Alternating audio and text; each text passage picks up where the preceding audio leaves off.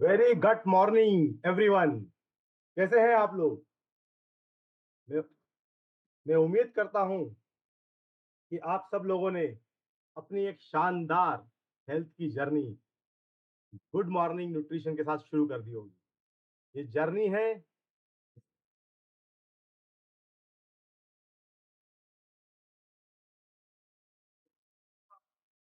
ये जर्नी है गुड से ग्रेट जाने की, हमारी हेल्थ को बेहतर से और बेहतर बनाने की। और जब मैं इस जर्नी की बात करता हूं तो मुझे एक मार्शल का एक कोट याद आता है, एक बात याद आती है जो उन्होंने अपने सैनिकों से कही थी। उन्होंने अपने सैनिकों से कहा था कि जब बॉर्डर पे शांति है, जब कोई युद्ध नहीं हो रहा है, तब अगर आप अपना पसीना ज्यादा बहाएंगे तो जब वॉर होगी तो आपका खून कम बहेगा। वो इंग्लिश में कोट था, वो ऐसा बोलता है कि sweat more in peace so that you bleed less in the war.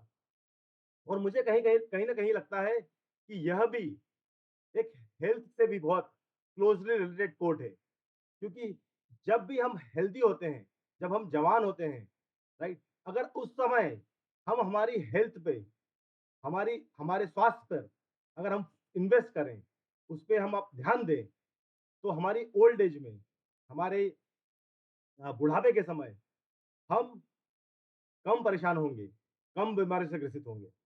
तो इसीलिए मुझे लगा कि मैं आपके साथ में एक कोट शेयर करना चाहता हूं, क्यों हमें जरूरी है हमारी हेल्थ पे आज फोकस करना।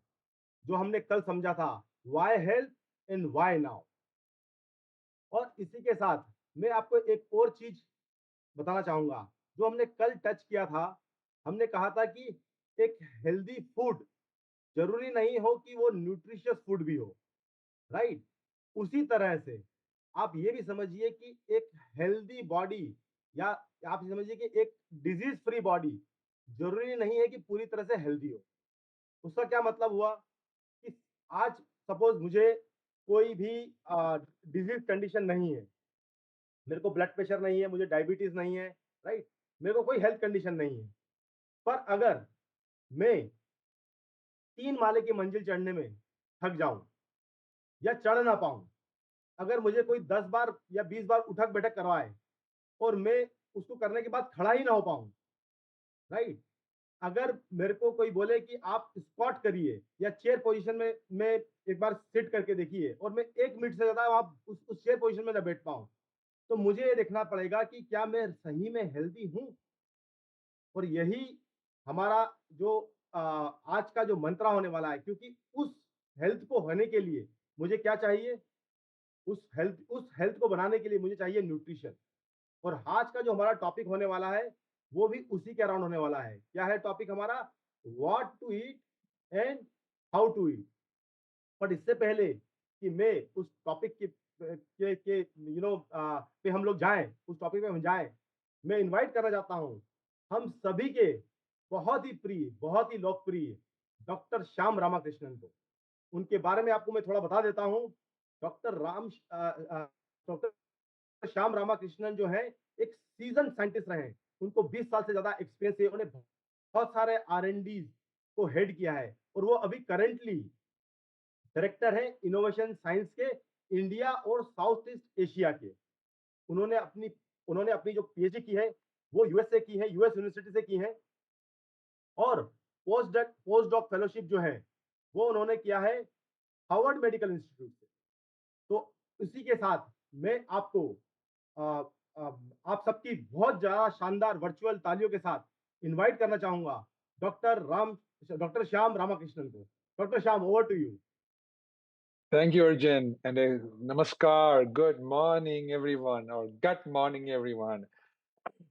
बहुत खुशी हो गया। मैं आज हम सेकंड दूसरे दिन में हैं और आज हमें डॉक्टर तुषा अभ्यंकर हमारे साथ 30 मिनट हमारे साथ बिताएगी।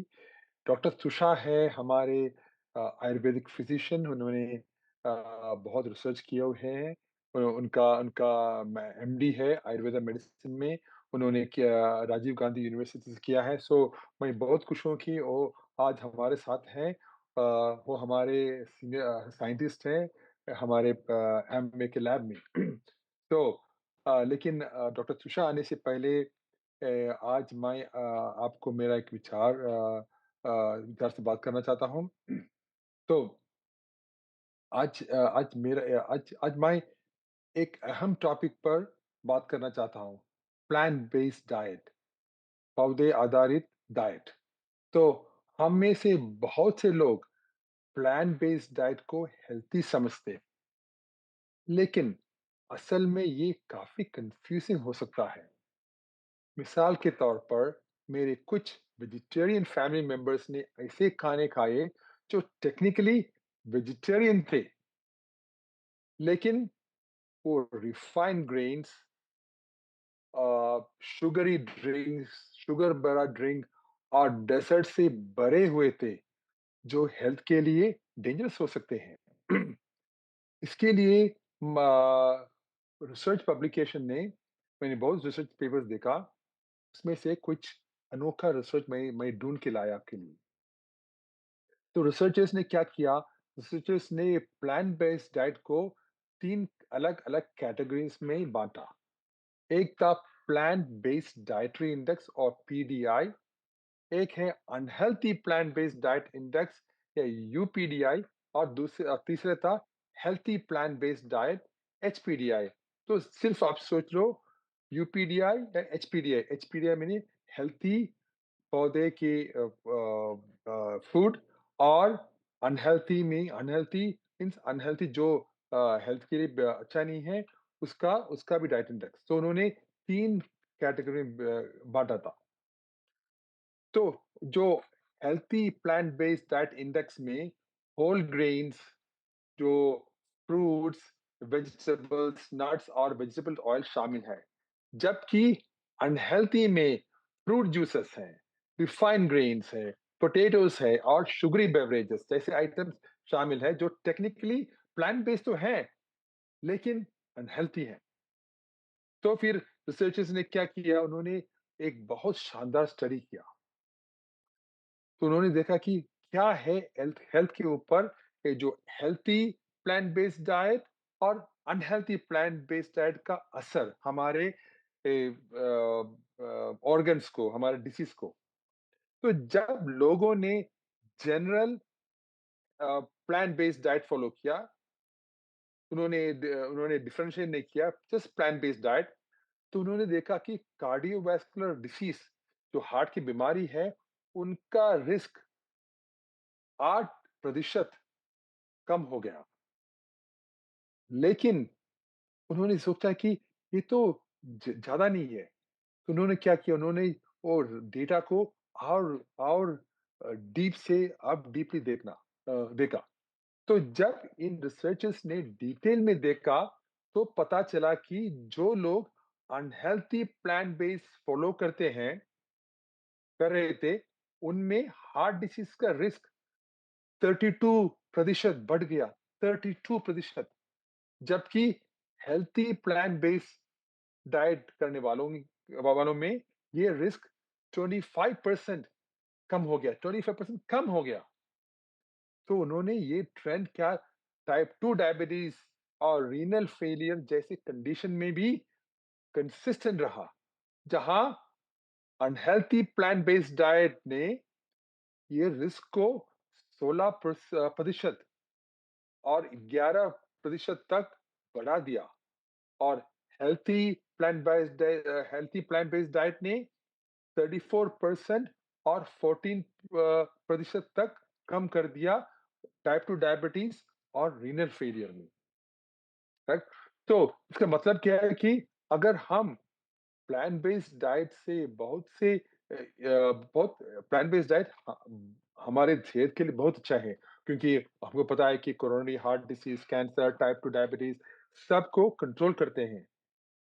लेकिन सबसे इम्पोर्टेंट टेक अवे ये है कि प्लांट बेस्ड डाइट की क्वालिटी कैसे है? हैं?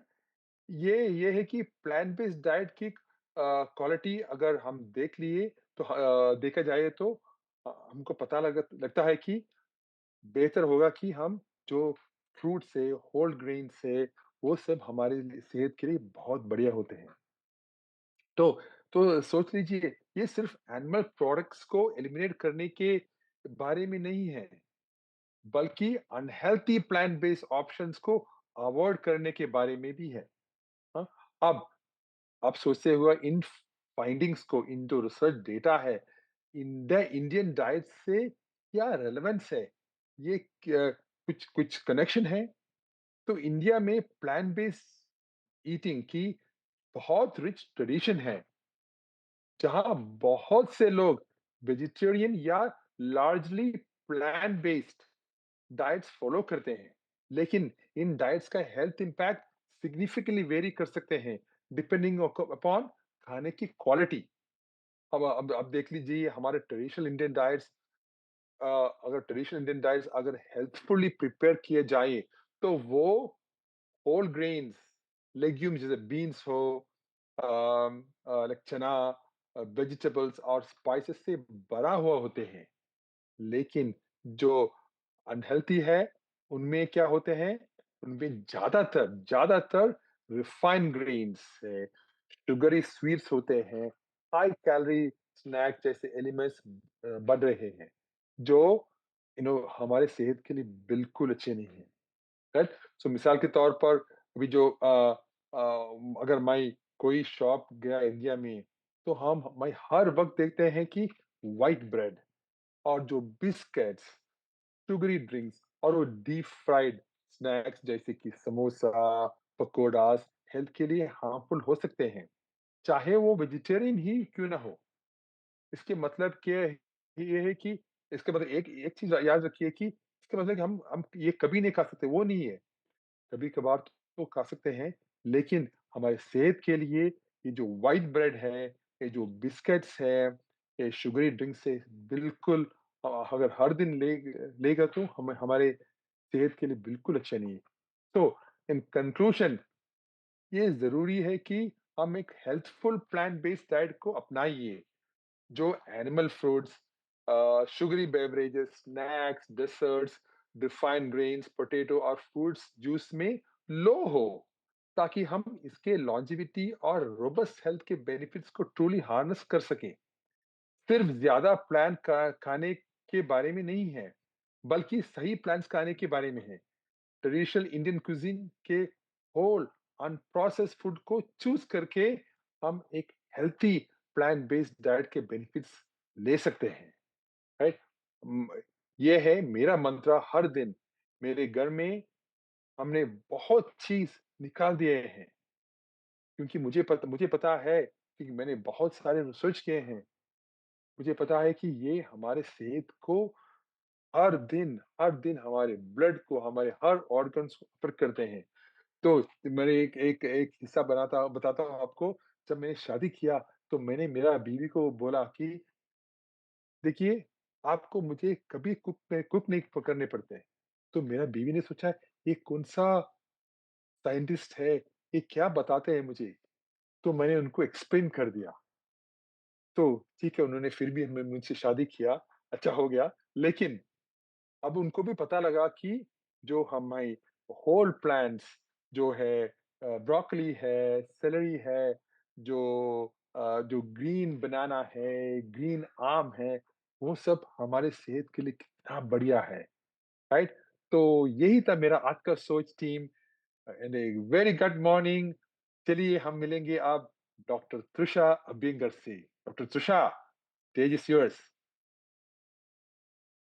Good morning, good evening doctor Shyam and good morning सभी को मेरे तरफ से प्यार भरा नमस्ते, शुभोदया।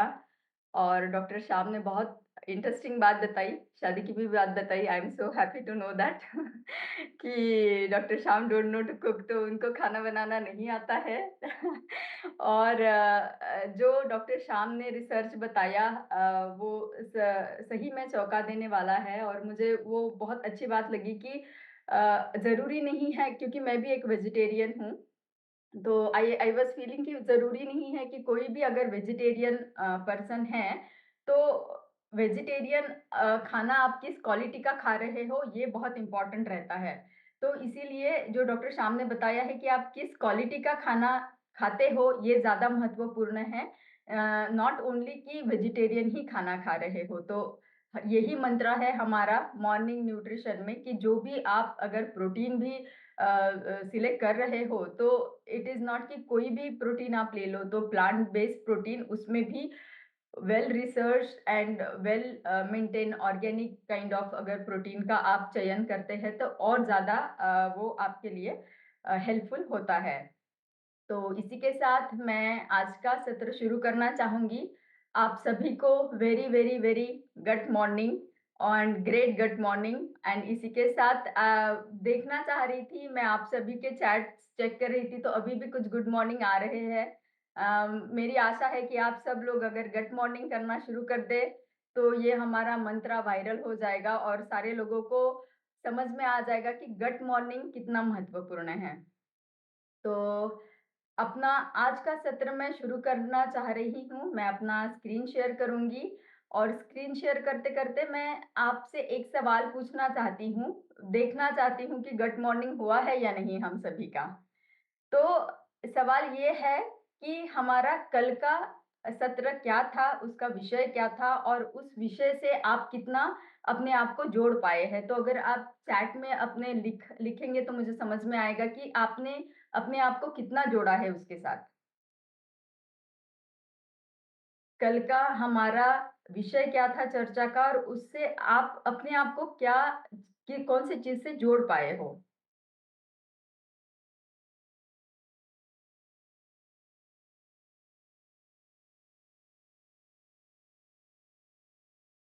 तो आसान सा सवाल है, गुड मॉर्निंग अभी आना शुरू हुआ है।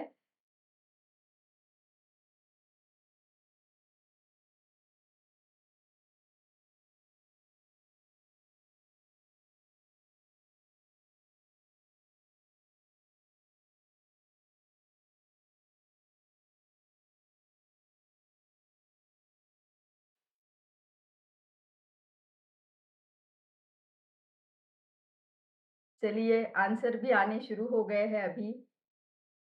Thank you so much for your response की कल का जो हमारा सत्र था वो था व्हाई के ऊपर, why health and why now. तो मैं अपना आपको ओपिनियन ये बताना चाह रही थी कि व्हाई हेल्थ ये क्यों इम्पोर्टेंट है। जनरली हमारे भारतीय संस्कृति में भी अगर हम कोई चीज़ का शुभारंभ करते हैं तो वो हम क्यों कर रहे हैं ये जानते हैं। तो हमने भी ये 21 दिन का मॉर्निंग न्यूट्रिशन का प्रोग्राम इसीलिए व्हाई के साथ में शुरू किया, क्योंकि किसी भी चीज़ के पीछे का जो हमारा इंटेंशन है वो हमें जानना बहुत ज़रूरी है।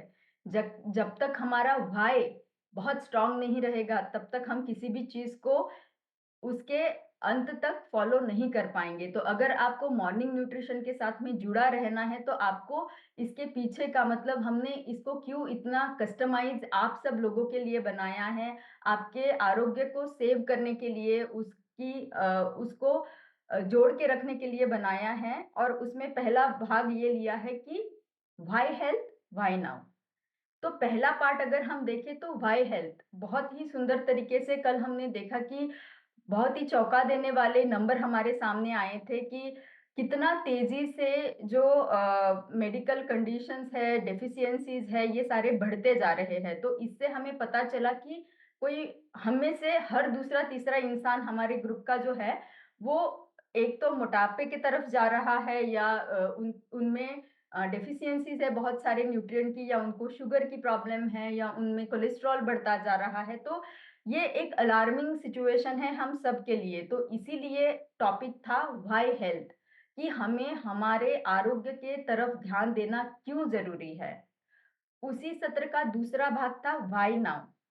तो बहुत ही सुंदर तरीके से उसमें ये भी बताया गया कि जो डेटा था एनालिसिस का, उसके हिसाब से हम 2030 में जो नंबर बढ़ना चाहिए था, वो नंबर हमारा डायबिटिक का अभी बढ़ चुका है, इसी साल में बढ़ चुका है। तो जो गति एक्सपेक्ट की है साइंटिस्ट लोगों ने, उससे भी ज़्यादा तेज़ी से हम डिसीज़ कंडीशन की तरफ बढ़ते जा रहे हैं, तो अनारोग्य की तरफ बढ़ते जा रहे हैं। तो इसीलिए व्हाई नाउ अभी हमें कदम उठाना क्यों ज़रूरी है, ये हमने आपको कल बताया। तो मॉर्निंग न्यूट्रिशन का कस्टमाइज़ेशन का व्हाई जो हमारा इंटेंशन है वो हमने बहुत क्लियरली आपको कम्युनिकेट किया है। मेरा कहना आपसे ये है, मैं आप सबसे आग्रह करना चाहती हूँ कि आप सारे लोग, मैं हूँ या आपका ग्रुप है, आप सभी का एक अलग-अलग भाई रहेगा। मैं मॉर्निंग न्यूट्रिशन से जुड़ी हूँ, मेरा कुछ अलग इंटेंशन है, मेरा कुछ अलग भाई है।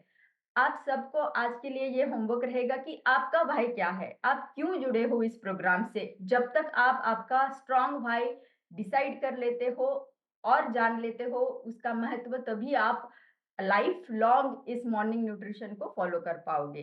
तो इसी के साथ में आज आगे बढ़ेंगे। आज के इस सत्र के लिए उसका टॉपिक है हमारा art and science of what and how to eat. तो अभी आप सोच रहे होंगे कि खाने-पीने की चीज़ें में क्या खाना है, कैसे खाना है, इसमें क्या आर्ट एंड साइंस है? क्योंकि बस लेना है, खाना है, उसमें क्या आर्ट एंड साइंस है?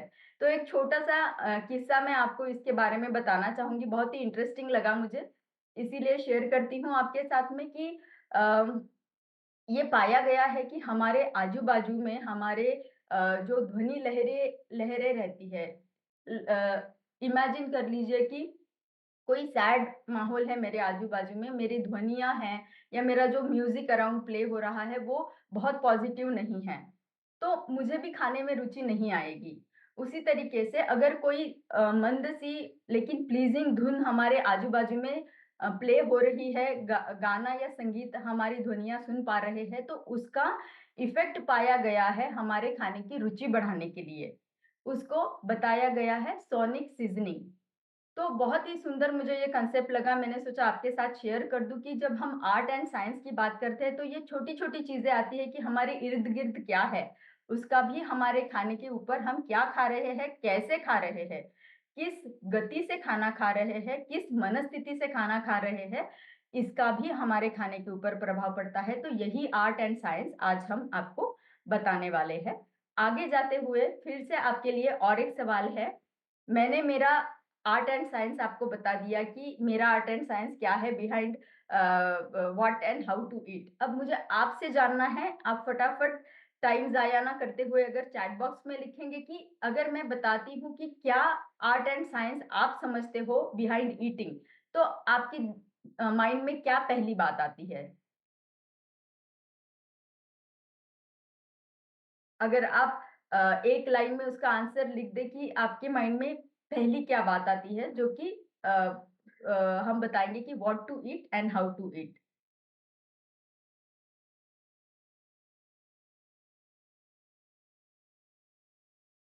एडिक्वेट स्लीप बताया है जोसेफ जी ने, न्यूट्रिशन बताया है डायमंड, और म्यूज़िक बताया है very nice Varun ji, energy बताया है दिलीप जी ने, mindful eating definitely very important Devnarayan Yadav ji. बहुत सारे रिस्पॉन्सेस आ रहे हैं, I am very happy for that. Healthy eating yes very much important, mindful eating yes definitely, peaceful eating yes. तो आपने जो बताए हैं वो सारे अलग-अलग एस्पेक्ट है जो हमें जानने हैं, क्या खाना हम खाते हैं और कैसे हम खाना खाते हैं। जब हम उन सारे एस्पेक्ट को जोड़ेंगे जो आप rightly everybody is writing and I am very happy कि आप बहुत मतलब बहुत ही एंथुसियास्टिक आप लिसनर्स हैं एंड मतलब जब लिसनर्स इतने एंथुसियास्टिक रहते हैं तो स्पीकर को बहुत एनर्जी आती है। तो चलिए जानते हैं आपके आंसर्स को, आपके सारे उत्तरों को हमने कलेक्टिवली यहाँ जोड़ दिया है और इससे बन गई है हमारी माइंडफुल ईटिंग की साइकिल। जब जिसमें हमने जोड़ दिए हैं बहुत सारे व्हाई एंड हाउ और वो सारे आपके जो आंसर्स है, वो सारे आंसर यहाँ जोड़ने के बाद में ये साइकिल बन जाता है। तो ये साइकिल को मैं थोड़ा शॉर्टली आपको एक्सप्लेन करूँगी। व्हाई व्हाई से हमने शुरुआत की है जो कि कल का दिन था, आज का दूसरा दिन है। और तीसरे दिन में आप जानेंगे व्हेन के बारे में, दूसरे दिन में जो कि आज का दिन है उसमें आप जानेंगे व्हाट एंड हाउ के बारे में। और बचे हुए जो 2 भाग है, how much to eat and where to consume. तो ये जो है ये सबसे महत्वपूर्ण भाग है कि मैं कितना खाना खाऊँ, how much I should eat. कितना खाना खाऊँगा या खाऊँगी और उसके हिसाब से मेरे से जो एनर्जी मेरे खाने के बाद में जो एनर्जी निर्माण होगी उसको मैं कहाँ इन्वेस्ट करूँगी। वो सबसे इम्पोर्टेंट है, क्योंकि जब तक आप how much to eat and where to invest that energy, ये आप जब तक नहीं समझेंगे तब तक हमारी ये साइकिल पूरी नहीं होगी। तो how much to eat and where to use that energy, ये भाग हम हमारे आने वाले सारे सत्रों में जानने वाले हैं। तो चलिए शुरू करते हैं व्हाट टू ईट। ठीक है, तो आपका क्या नजरिया है व्हाट टू ईट के बारे में? एक एक शब्द में अगर आप बता पाए तो क्या खाना खाना है, तो इसमें अभी फिर हमें खाने की पर्टिकुलर, जैसे कि फूड इंग्रेडिएंट्स के बारे में आप अगर लिख सकते हो। हेल्दी डाइट बता दिया है ऑलरेडी शुभोदय जी, साहू जी ने। सही खाना खाना है, ममता जी ने बता दिया है, हेल्दी फूड खाना है। कोई इंग्रेडिएंट आ रहे हैं आपके माइंड में? क्या इंग्रेडिएंट रहने चाहिए व्हाट टू ईट में? क्या खाना खाना चाहिए?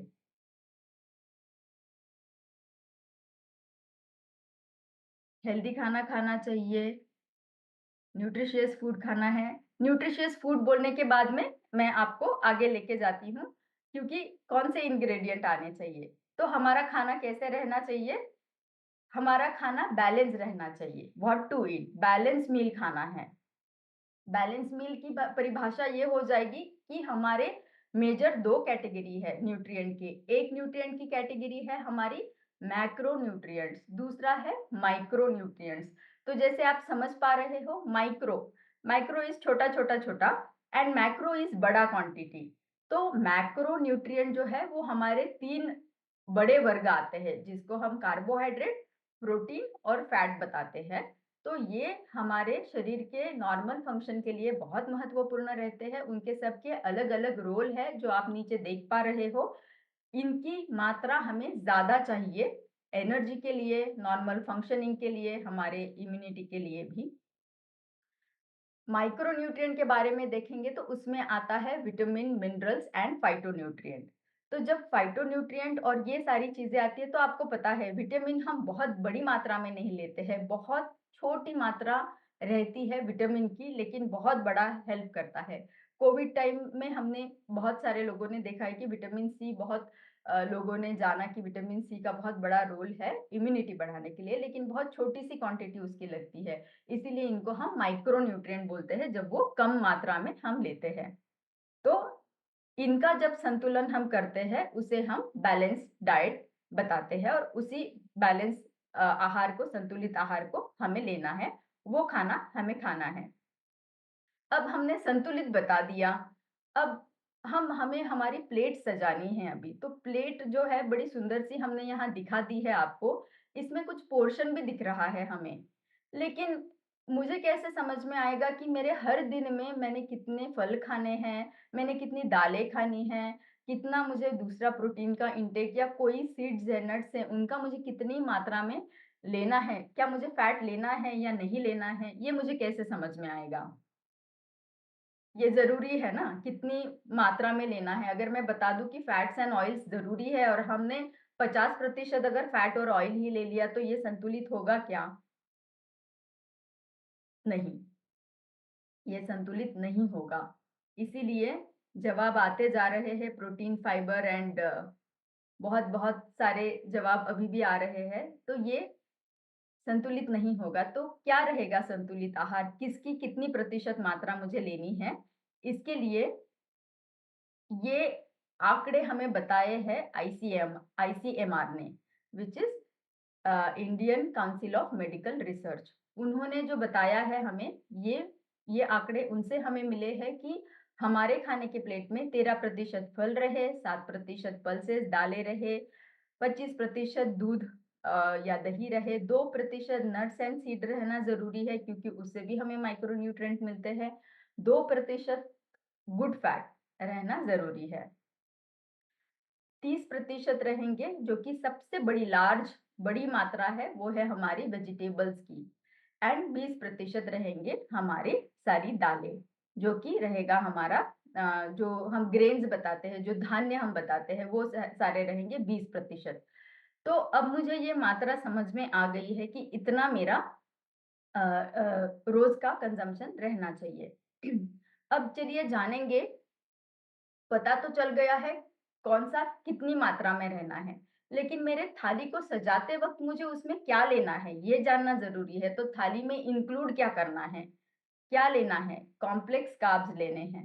अभी डॉक्टर श्याम ने बताया वेजिटेरियन होना काफ़ी नहीं है, कॉम्प्लेक्स कार्ब्स रहना बहुत ज़रूरी है। कॉम्प्लेक्स कार्ब्स क्या रहेंगे? होल ग्रेन्स, उनके एग्ज़ाम्पल है जवार, बाजरा, रागी, सारे श्रीधान्य जो हम बताते हैं, जो कि गवर्नमेंट ऑफ इंडिया भी बहुत ज़ोरों-शोरों से लोगों को अवेयर करा रहे हैं कि श्री अन्न का उपयोग हमने करना है, तो उसमें सारे धान्य, छोटे धान्य, मिलेट्स आ गए।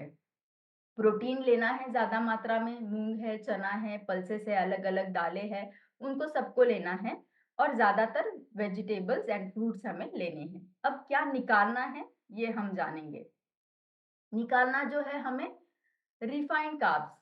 तो डॉक्टर श्याम ने बताया कि बस वेजिटेरियन हो लेकिन अगर हम फिंगर चिप्स खा रहे हैं एंड पिज़्ज़ा खा रहे हैं, vegetarian pizza loaded with vegetables, लेकिन उसका बेस तो मैदे का है, तो क्या वो लेना सही रहेगा? नहीं, उसको रिमूव करना है, उसको निकालना है।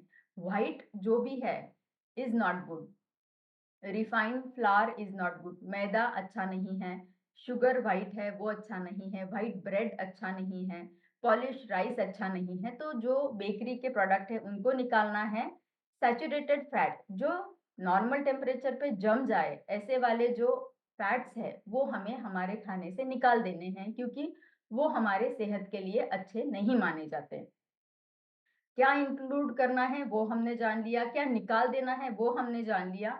अभी देखेंगे क्या हमें रिप्लेस करना है। रिप्लेस करना सब लोग समझते हैं, जो बुरा है उसकी जगह अच्छी वाली चीज़ ले लेगी। तो बुरा क्या है? बुरा है calorie dense food. Calorie dense मतलब कैलोरी से भरा हुआ खाना है, उसको किसके साथ रिप्लेस करना है? उसको हमें बदलना है न्यूट्रिएंट से भरे हुए खाने के साथ। तो कैलोरी वाला खाना क्या करता है? बहुत सारी कैलोरी रहती है, बिल्कुल भी न्यूट्रिएंट नहीं रहते हैं। ऑन द अदर हैंड अगर न्यूट्रिएंट से भरा हुआ खाना देखेंगे तो कैलोरी बिल्कुल कम है, लेकिन न्यूट्रिएंट बहुत ज़्यादा है। कैलोरी से भरा हुआ खाना क्विक एनर्जी देता है हमें, लेकिन वो हेल्दी रहेगा क्या? नहीं, क्योंकि क्विक एनर्जी देगा उतना ही जल्दी एनर्जी ड्रॉप हो जाएगी और दूसरे इमीडिएटली हमें फील होगा कि और खाना मुझे खाना है, तो ये मोटापा बढ़ाता जाएगा और इसमें न्यूट्रिएंट नहीं है। लेकिन ये फैट, शुगर से भरा हुआ है, तो ये क्या करता है? वज़न बढ़ा देता है, हमारी सेहत को बिगाड़ देता है। इसके एग्ज़ाम्पल है हमारे सारे प्रोसेस्ड फूड। इसीलिए इसको बदल के हमें न्यूट्रिएंट वाले खाने के साथ में, पोषण से भरे हुए खाने के साथ में बदलना है, जो कि अनप्रोसेस्ड खाना है। वो हमें क्विक एनर्जी नहीं देता है, लेकिन पूरे दिन भर में जैसे अगर मैंने गेहूँ का अ, होल व्हीट का या ज्वार का रोटी खाई है, तो ज्वार की रोटी मुझे सुबह अगर मैं खाती हूँ तो 3 से 4 घंटे तक मेरी एनर्जी अच्छे से बने रहेगी और मुझे ज़रूरत नहीं पड़ेगी कि मैं और कुछ दूसरा स्नैकिंग करूँ। तो ये सस्टेन एनर्जी रहेगा और उससे मुझे न्यूट्रिएंट भी बहुत सारे मिलेंगे। ये अनप्रोसेस्ड रहता है, हमारी हेल्थ को अच्छा रखता है और इसके एग्ज़ाम्पल है जैसे मैंने बताया होल ग्रेन्स है, फ्रूट्स एंड वेजिटेबल्स है। आगे बढ़ते हुए जानेंगे, बहुत ही छोटा-सा लेकिन बहुत इंटरेस्टिंग एग्ज़ाम्पल है ये, जो हमने कैलोरी डेंस और न्यूट्रिएंट डेंस अगले पिछले वाले स्लाइड में देखा था। अभी देखिए कैलोरी वाले कॉलम में हमने देखा था कैलोरी से भरा हुआ। अभी यहाँ है 300 कैलोरी किससे मिल रहे हैं? ब्रेड पकोड़ा से। 300 कैलोरी मिल रहे हैं हमें पाइनएप्पल और ब्लूबेरी से। लेकिन क्या फ़र्क है? कोई गेस करना चाहेगा इसमें क्या फ़र्क है?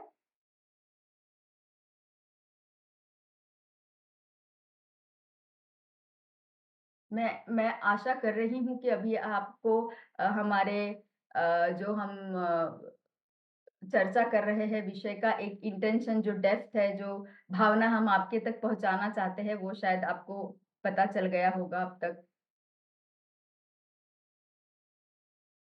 चलिए, जवाब आना शुरू हो गया है। एकदम सही पहचाना है आप लोगों ने कि अ, ब्रेड पकोड़ा में तो फैट रहेंगे और ये न्यूट्रिशियस नहीं है, कैलोरी से भरा हुआ है। लेकिन 2 कप पाइनएप्पल और 1 कप ब्लूबेरी से हमें मिल रहे हैं फाइटोन्यूट्रिएंट, हमें मिल रहे हैं न्यूट्रिएंट और फाइबर। सो एंटीऑक्सीडेंट से भी भरा हुआ रहता है, तो इसीलिए हमें ये फ्रेश फ्रूट्स और वेजिटेबल खा के वेजिटेरियन बनना है, ना कि ब्रेड पकोड़ा खा के वेजिटेरियन बनना है। तो ये है बहुत ही बढ़िया उदाहरण आपको आसान तरीके से समझने के लिए। इसी को कंटिन्यू करते हुए हम आगे लेके जाएँगे। मैंने मेरा ओपिनियन आपको बता दिया या मेरा क्या नज़रिया है ये मैंने आपको बता दिया, तो मैं आपसे अभी जानना चाहूँगी कि आपका क्या नज़रिया है कि हमें और क्या-क्या चीज़ें नहीं लेनी हैं? एक आध 2 एग्ज़ाम्पल अगर आप फटाफट चैट बॉक्स में डाल देंगे, तो मुझे समझ में आ जाएगा कि ये बहुत ही आसानी से हम आपको समझा पा रहे हैं। कौन-सी चीज़ों को हमें नहीं लेना है। अनहेल्दी खाने को नहीं लेना है, ब्रेड को नहीं लेना है, रोटी-सब्ज़ी लेनी है, बहुत ही सही बताया है। पाइनएप्पल में यस, यस, यस, पाइनएप्पल में विटामिन्स है, करेक्ट। पिज़्ज़ा नहीं लेना है, जंक फूड नहीं लेना है, आकाश मिश्रा जी ने लिखा है। अल्कोहल नहीं लेना है, very nice. Junk food Rupali ji ने लिखा है। ट्रांस फैट नहीं, आइसक्रीम नहीं लेना है। बहुत सारे रिस्पॉन्स आ रहे हैं, कोल्ड ड्रिंक्स नहीं लेने हैं, ऑयली एंड जंक नहीं लेना है। विश्व विश्वजीत जी ने लिखा है फास्ट फूड नहीं लेने हैं। तो बहुत सही आपने बताया, तो आपके सारे आंसर्स मैं समराइज़ करके बता देती हूँ, ताकि हम आगे बढ़ सकें। नहीं लेने हैं हमें रिफाइंड शुगर नहीं लेना है, हमें जंक फूड, स्मोकिंग, अल्कोहल हमें पूरी तरीके से अवॉइड करना है। साथ ही साथ स्पाइसी फूड को हम कम करें ताकि हमें एसिडिटी जैसे इश्यू ना हो। कैफ़ीन हमें नहीं लेना है, बहुत ही कम कर दीजिए, सुबह उठते ही बहुत ज़रूरी लगता है तो लेना है। अदरवाइज़ ये भी देखा गया है कि एक न्यूट्रिशन से भरा हुआ एप्पल, सफरचंद अगर आप लेते हो, तो वो आपको बहुत अच्छा एनर्जी एंड एक्टिव फीलिंग देता है क्योंकि उसमें एंटीऑक्सीडेंट है और फाइबर है, कैफ़ीन के बदले में। प्रोसेस्ड फूड्स नहीं लेने हैं, कैलोरी डेंस नहीं लेना है, बहुत डिटेल में हमने समझा है और ज़्यादा टाइम हमें हमारे नींद के ऊपर भी देना है, स्ट्रेस को कम करने वाली चीज़ों की तरफ ध्यान देना है। अब जानेंगे कि क्या लेना है। तो डे लाइट में खाना खाना है, ये बहुत ज़रूरी है। नाइट टाइम में खाना खाने की मात्रा कम करनी है और अ, लाइट फूड हमें लेना है। हमने जाना कि फ्रूट्स और वेजिटेबल्स की मात्रा ज़्यादा रहनी चाहिए, प्रीबायोटिक जो कि हमारी आंतों के लिए अच्छा माना गया है, पानी ज़्यादा पीना है, बहुत अच्छे से चबाना है खाना, निगलना नहीं है, चबाने के बाद में निगलना है। कोई-कोई लोग रोटी के बड़ी रोटी है उसके 4 भाग करेंगे, 1 भाग एक ही बार में खा जाएँगे और निगल लेंगे, चबाएँगे नहीं उसे, तो ये सही आदत नहीं है। फाइबर से भरा पूरा खाना रहना चाहिए, अच्छी नींद लेनी चाहिए, फर्मेंटेड कोई एक रेसिपी हमारे खाने में रहने चाहिए। हमारे भारत में बहुत सारे फर्मेंटेड रेसिपीज़ हैं और हम उसको क्यों महत्व दे रहे हैं? क्योंकि फर्मेंटेड रेसिपी हमारे आंतों के लिए बहुत अच्छी मानी गई है। एक्सरसाइज़ करनी है रेगुलरली, न्यूट्रिएंट से भरा हुआ खाना लेना है, प्लांट बेस्ड खाना खाना ज़रूरी है, लेकिन देखना है कि हम हेल्दी चीज़ों का चयन कर रहे हैं। रात को सोने से पहले और रात का खाना, इन दोनों के बीच में लगभग 2 से 3 घंटे का मिनिमम 2 घंटे का तो गैप रहना बहुत ज़रूरी है और आपके स्ट्रेस को मैनेज करने के लिए रिलैक्सेशन टेक्निक्स आपने करने हैं। आगे बढ़ते हैं। आगे की स्लाइड हमें ये बता रही है कि अभी हम जानेंगे इस स्लाइड्स के साथ में हम जानेंगे कि हमारी भारत की परंपरा कितनी सुंदर है। हर रीजन को हम देखें तो कोई ना कोई एक ऐसी सुंदर रेसिपी है या ऐसा सुंदर कॉम्बिनेशन उन्होंने किया वो करके रखा हुआ है कि जो हमने बैलेंस मील प्लेट देखा है आईसीएमआर का, उसकी सेम कॉपी है, लेकिन हम भूल चुके हैं उसे, हम उसे फॉलो नहीं कर रहे हैं। तो हमारे कल्चर में होते हुए भी हम उन सारे न्यूट्रिशन का फ़ायदा नहीं ले पा रहे हैं।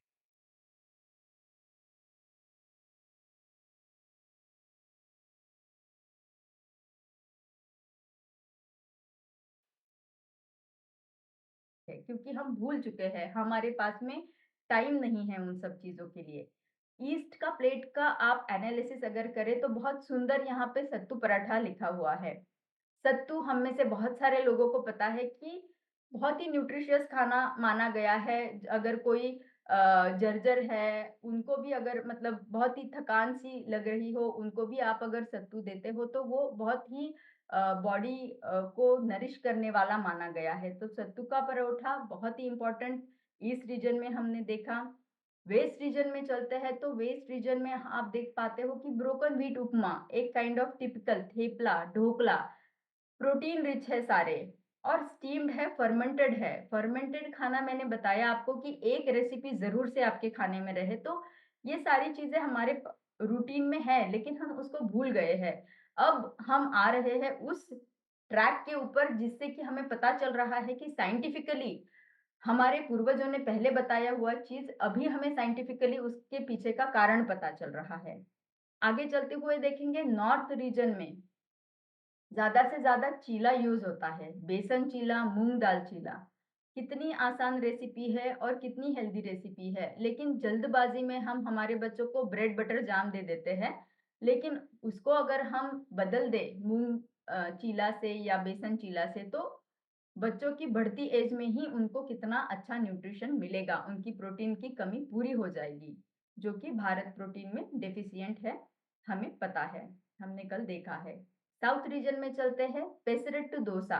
पेसरेट्टू ये एक डोसा का प्रकार है जिसमें कि फिर से मूंग दाल, उड़द दाल का कॉम्बिनेशन थोड़े ही मात्रा में चावल डालते हुए बनाया गया है, जिसमें कि कार्बोहाइड्रेट प्रोटीन का बैलेंस बहुत अच्छे तरीके से दिया गया है। तो ये है सुंदरता हमारे भारत की और न्यूट्रिशन बैलेंस हमारे भारत का जो हम भूल चुके हैं और हम कर नहीं पा रहे हैं। राइट? क्या आप लोग एग्री करते हैं? आप लोग सहमत हैं मेरी चीज़ों से? अगर आप सहमत हैं, तो आप मुझे चैट बॉक्स में ये ज़रूर लिख दीजिए कि हम में से कितने लोग ये प्लेट जो आईसीएमआर की प्लेट हमने दिखाई थी पहले, उसको कितना प्रतिशत फ़ॉलो कर पाते हो? अगर आप 20% भी फ़ॉलो करते हो, तो आप लिख सकते हो कि हाँ, हम शायद 20% फ़ॉलो कर पा रहे हैं, शायद हम हमारा प्रोटीन ले पा रहे हैं, वेजिटेबल्स कम ले रहे हैं। तो मैं इस बात को आग्रह से जानना चाहूँगी कि आप कितना प्रतिशत उस आईसीएमआर की प्लेट को फ़ॉलो कर पा रहे हो?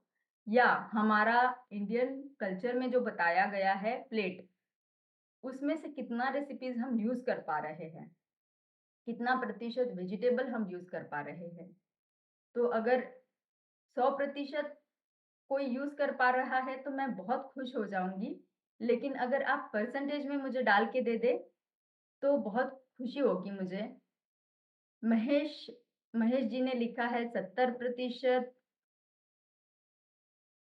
कुमार जी ने लिखा है, वर्मा जी ने लिखा है 15%, नितिन जी ने लिखा है 30%, 10% भी है, 40% भी है, कोमल जी ने लिखा है 80%, मनीता जी ने लिखा है 40%, लेकिन 100% शायद ही हम में से कोई आ पाए। ये बहुत ही सैड बात है कि हम कोई भी उसको पूरे तरीके से नहीं फ़ॉलो कर पा रहे हैं। एक बात ये भी है कि हम अवेयर नहीं हैं, हमें उतना उसके बारे में किसी ने अवेयर नहीं किया है। अब जब हमें आई ओपनिंग नंबर दिखे हैं कल के सेशन में, तब शायद हमें थोड़ा चेतना आई होगी कि ये हमें स्टेप लेना है, ये कदम उठाना है, क्यों लेना है।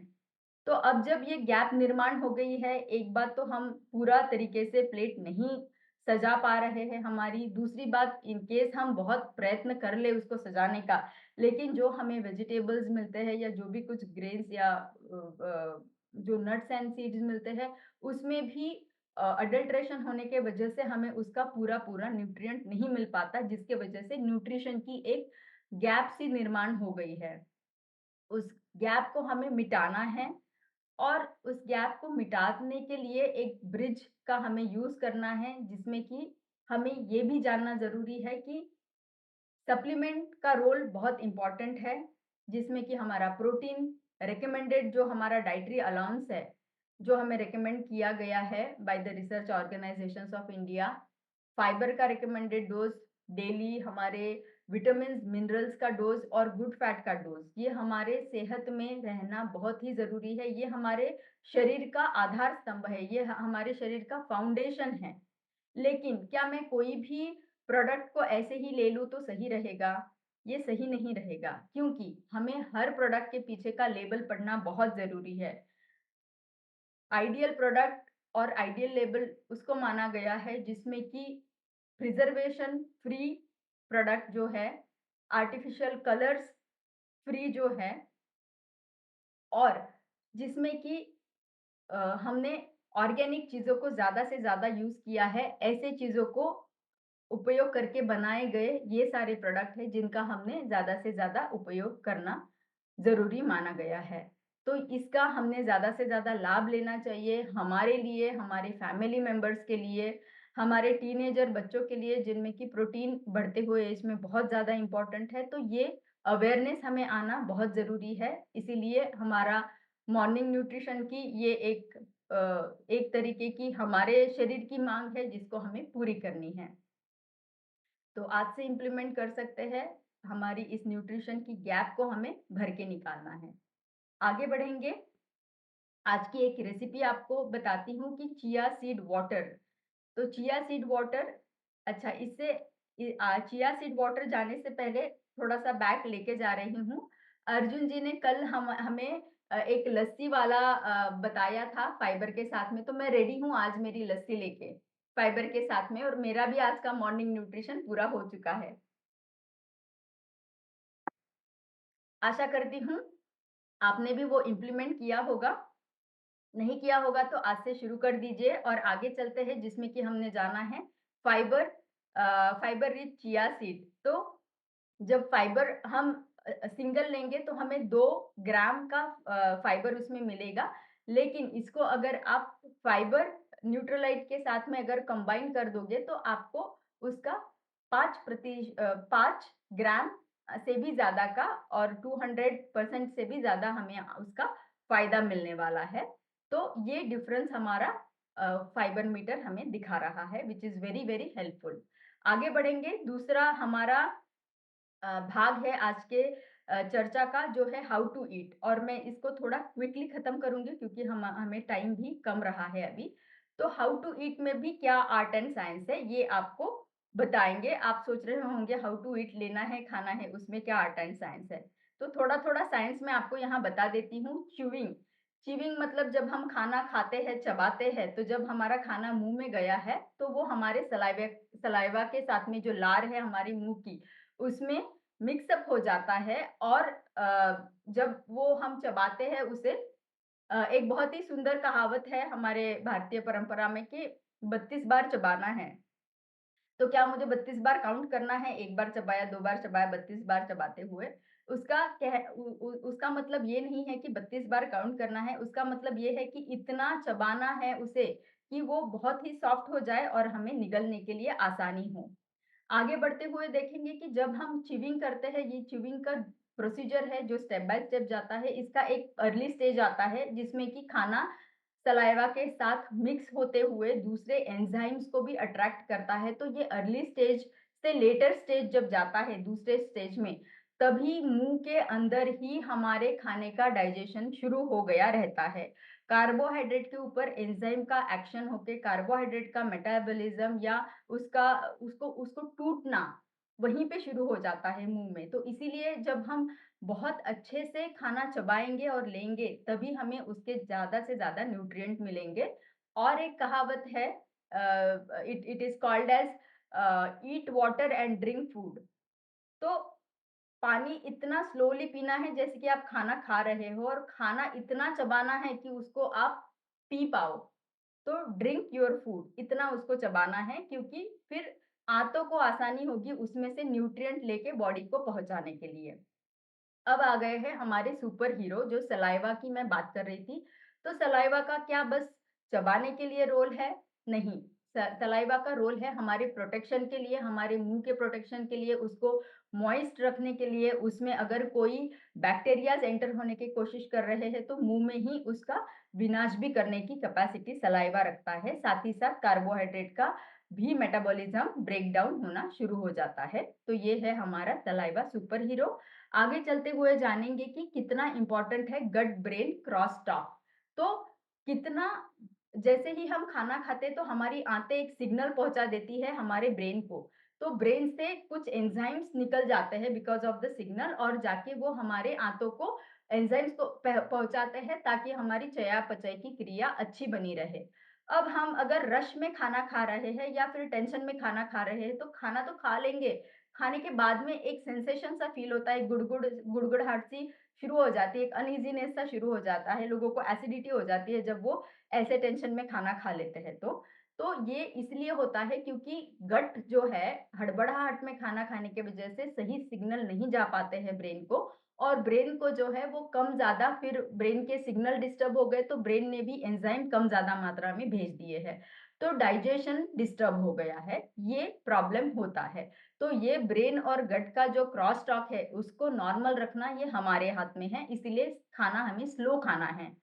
तो खाना स्लो खाना है मेरे हिसाब से। आपके हिसाब से आप क्या समझते हैं कि क्या फायदा होगा? फटाफट से आप अगर आपके चैट बॉक्स में डाल देंगे तो अच्छा हो जाएगा कि क्या बेनिफिट हमें मिलते हैं।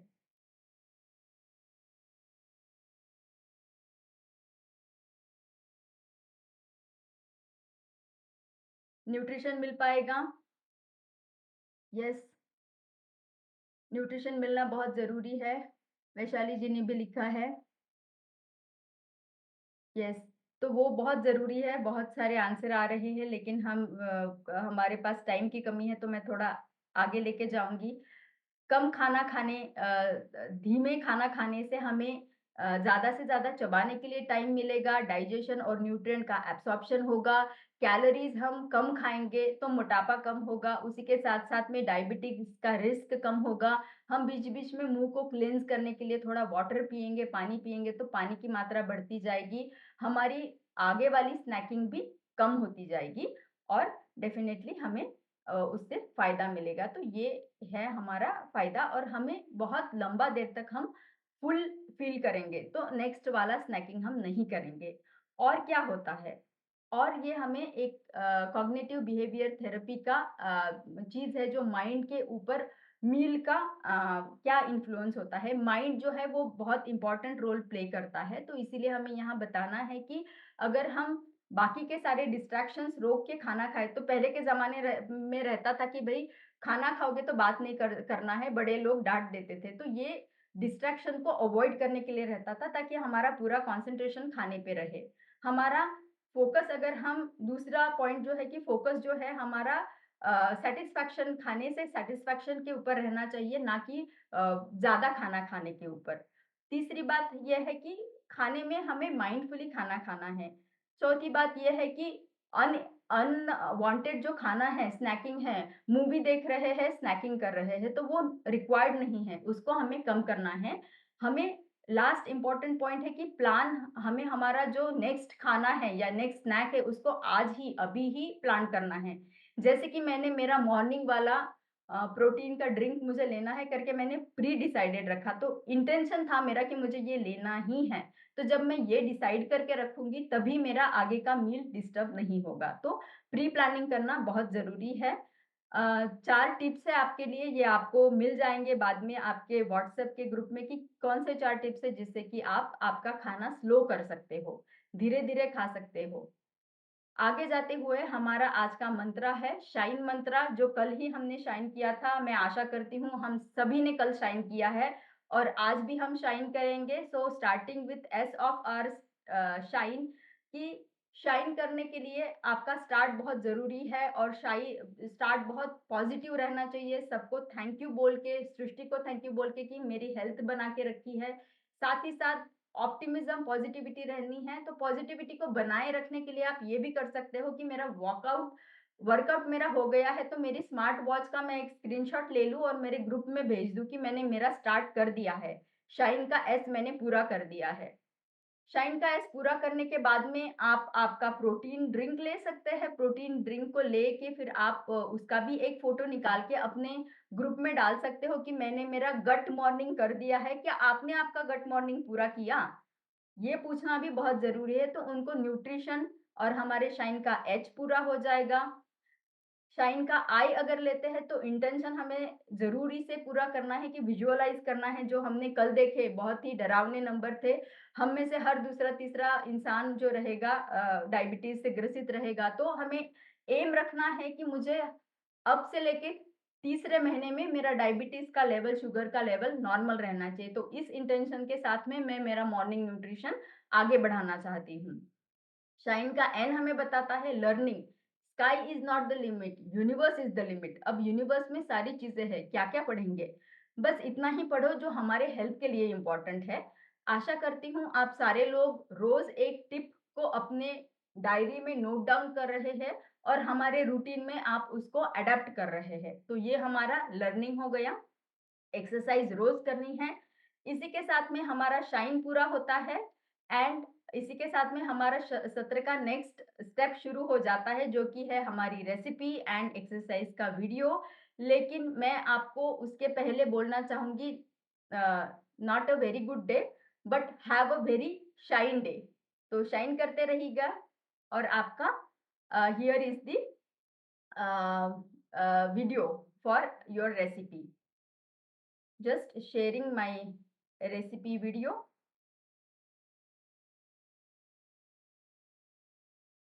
Is it visible?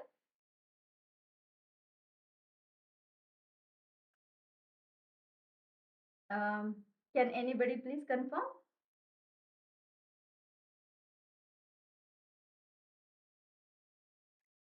Yes, it's visible. Doctor is visible. Is it audible as well? No No. sound. Okay, sound is not there. Let me just do once again. Yeah.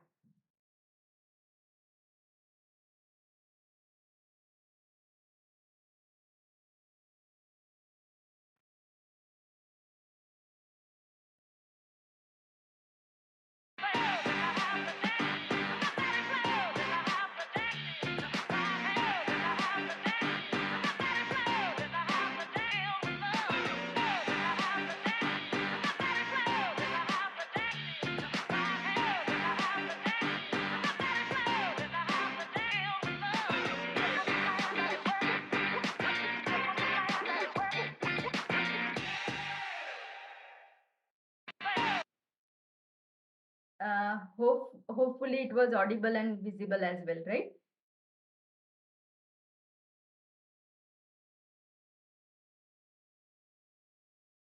Yes, doctor, it was visible. Thank you. अब हम आगे जाएंगे, जो हमारा okay हमारा जो next video है हमारा एक्सरसाइज वाला। तो exercise video I am going to share.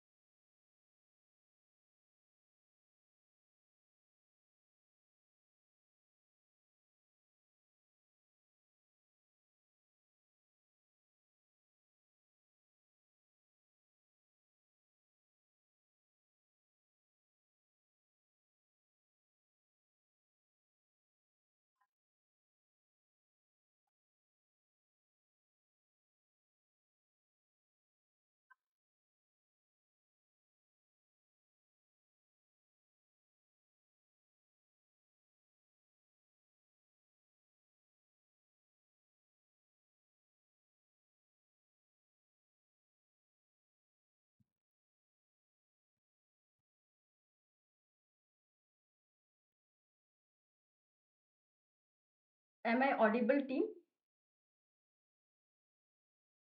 Yes, Dr. Tushar. हमारा video is visible and audible, please confirm. The video sound is not there. If you can replay. Is it? Now sound is there. Yes.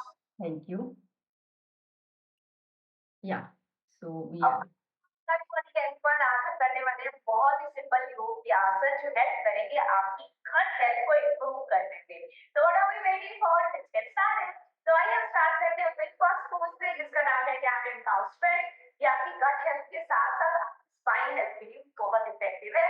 हम on the pose position में आ जाएंगे. मतलब आपके हाथ आपके shoulders के नीचे, आपके नीज आपके हिप्स के नीचे, और जिसमें हम अपनी स्पाइन की दोनों मूवमेंट करें, जिसमें है आर्च एंड राउंड.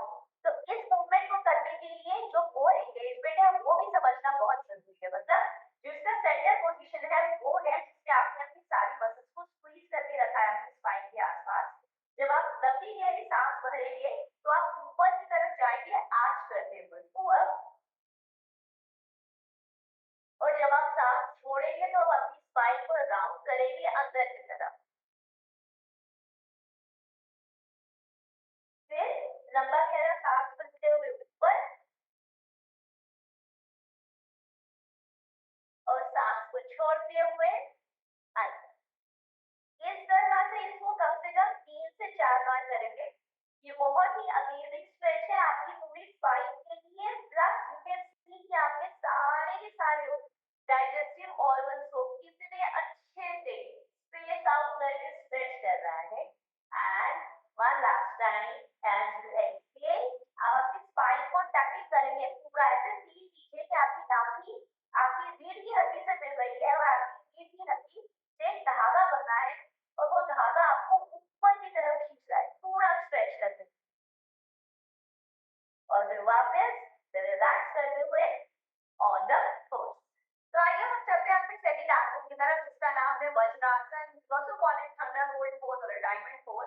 इसके लिए आप एक फ्रॉक का यूज भी कर सकते हैं. मैंने अपने लिए कुशन रखा है, तो आप कुशन, पिलो या कोई चादर या कंबल को लपेट कर यूज कर सकते हैं. तो वज्रासन में होता क्या है कि हम अपने दोनों पंजों को जोड़ लेते हैं और अपनी एड़ी के ऊपर अपने हिप्स को रख के सीधा बैठते हैं. इस तरह से बैठने में बहुत सारे लोगों को यहाँ पर पेन होता है, मतलब नीज में पेन होता है या आपको यहाँ पर शिन में पेन होता है, और आपकी थाइस पूरी तरह स्ट्रेच होती है. तो ये पूरा का पूरा हिस्सा अगर एक पेन है तो पेन होता है. तो आप इससे बचने के लिए क्या कर सकते हैं, एक कुशन का यूज कर सकते हैं. स्क्वीज कीजिए अच्छे से अपने कान मसल के ऊपर और ऐसे बैठ. अब आप देखिए कि आपकी जो हील्स है इसके ऊपर आपकी हिप्स रेस्टेड है, आपकी बॉडी में पूरा स्ट्रेच है, नाभि अच्छे से एंगेज है, और उसके बाद आपको वज्र आसन बहुत आसानी से परफेक्ट फॉर्मेट में मिल रहा है. तो कोशिश कीजिए कि आप उसको तब तक क्रॉप से करते रहिए जब तक आप उसको विदाउट क्रॉप इजीली नहीं कर पा रहे. आप बिल्कुल भी कोई नुकसान नहीं है पूरी लाइफ इसको विद क्रॉप करने. इसके अंदर आप डायफ्रैग्मेटिक ब्रीथिंग कर सकते हैं जो बहुत इफेक्टिव है आपकी ब्लड रीसेट में. तो क्या करेंगे, लंबा गहरा सांस लेंगे. जब आप सांस भर रहे हैं तो फील कीजिए कि आपकी पूरी बॉडी में ऑक्सीजन मिल रहा है. सांस छोड़ेंगे और फिर दोबारा छोड़ेंगे और फील कीजिए कि अगेन आपकी जो नाभि है वो पीछे रीढ़ की हड्डी तक चली गई और आपने पूरा का पूरा अपनी डायफ्राम को ऊपर की तरफ खींच लिया. डायफ्रैग्मेटिक. और फिर लंबी गहरी सांस अंदर और फिर सांस को छोड़ते हुए. आपने नोटिस किया कि मेरा जो एक्सहेल है वो इंहेल से थोड़ा सा बड़ा. तो कोशिश कीजिए कि आप जो इंहेल कर रहे हैं एक्सहेल उससे थोड़ा सा लंबा करेंगे. आपके दोनों हाथ अगर आप अपने घुटनों पे रख के सीधा बैठ के इस प्रोसेस से करेंगे तो ये बहुत ही अमेजिंग मेडिटेटिव पोज भी है. और अगर दिन में आपने 2 से 3 बार इसको कर लिया तो you have to see the benefit of increase in the blood flow in the entire body.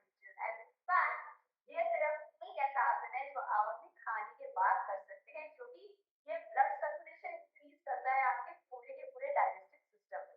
तो आइए मेरे साथ करते हैं 3 बार इसको. लंबा गहरा सांस भरेंगे, सांस को छोड़ेंगे, फिर से लंबा गहरा सांस भरेंगे,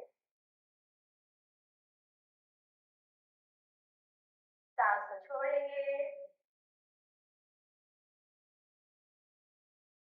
और फिर से एक बार लंबा लेकर सांस करेंगे।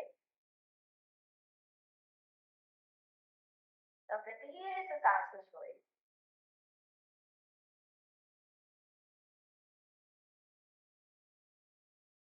This brings us to the last asana, which is Balasana or child pose. Again, बहुत ही effective pose है और इनफैक्ट स्ट्रेस रिलीफ के लिए बेस्ट पोज है। ऑब्वियसली गट रीसेट के लिए बहुत अमेजिंग है, आपकी गट की हेल्थ के लिए बहुत अमेजिंग है, बट इसके साथ साथ ये सभी के सभी पोजेस के और बहुत बेनिफिट है। बाल आसन के लिए आप अपने घुटनों पे आ सकते हैं, आपको अपनी पूरी बॉडी को स्ट्रेच करते हुए अपने हिप्स को अपने एंकल्स तक लेकर आना है और अपनी फ्रंट बॉडी को भी पूरा स्ट्रेच करना है। इससे सांस भरते हुए आप ऊपर की तरफ आएंगे और पीछे की तरफ जाएंगे और सांस छोड़ते हुए अपने आप को लंबा बिछा देंगे। तो सांस भरते हुए, सांस छोड़ते हुए, इस तरह से आप इजीली पीछे जा सकते हैं बिना अपने घुटनों पे बहुत ज्यादा प्रेशर डालें। तो कोशिश कर सकते हैं कि आगे जाने तक अगर आप इतने नीचे नहीं जाएंगे तो यहाँ पर फ्रंट में किसी कुशन या किसी बोल्डर को रखेंगे और फिर उतना स्ट्रेच करेंगे जितना आप इजीली आज कर सकते हैं। अगर कोशिश करते हुए अपने फॉरहेड को भी नीचे लगाएंगे तो ये बहुत ही इफेक्टिव है। एंड यू सी कि आपकी पूरी बेली आपके थाइस के साथ जुड़ गई है और आपका सारा का सारा ब्लड फ्लो आगे की तरफ आ गया है। बहुत रिलैक्स पोज है ये। होल्ड करेंगे यहाँ पर थोड़ी देर तक और एक लंबी गहरी सांस रखते हुए वापस ऊपर। इनफैक्ट बहुत सभी लोगों को ऐसा लगता है कि बहुत डिफिकल्ट पोज करेंगे ना तो योग का पूरा बेनिफिट होगा। बिल्कुल भी ऐसा नहीं है। Simplest of the poses which are done consistently will give you the maximum benefit. Thank you everyone. I hope आपको ये सारे के सारे आसन बहुत इजीली समझ आ गए होंगे। अब आपको करना है इनको practice regularly without fair and keep rocking.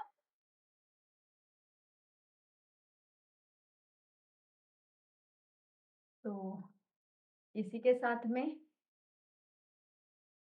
आशा करती हूँ कि आपका आपका जो एक्सरसाइज है और रेसिपी आज का दिन का है आप पूरा करेंगे और इसी के साथ में मैं आज का सत्र समाप्त करने जा रही हूँ। कल के सत्र में हमारे पास और भी इंटरेस्टिंग बात आने वाली है जिसका नाम है व्हेन टू ईट। जो हमने सारे क्वेश्चंस देखे हैं उसमें से व्हेन टू ईट ये बहुत इंपॉर्टेंट है और कल बहुत ही एक इंटरेस्टिंग एस्पेक्ट आने वाला है। उसका नाम है इनर क्लॉक। हमारे शरीर में जो इनर क्लॉक है क्या हमने उसको सुना है, ये हमें जानना है। तो आप सभी को मेरे तरफ से शुभकामनाएं for rest of your journey of morning nutrition. Thank you so much and keep shine. Have a shine day.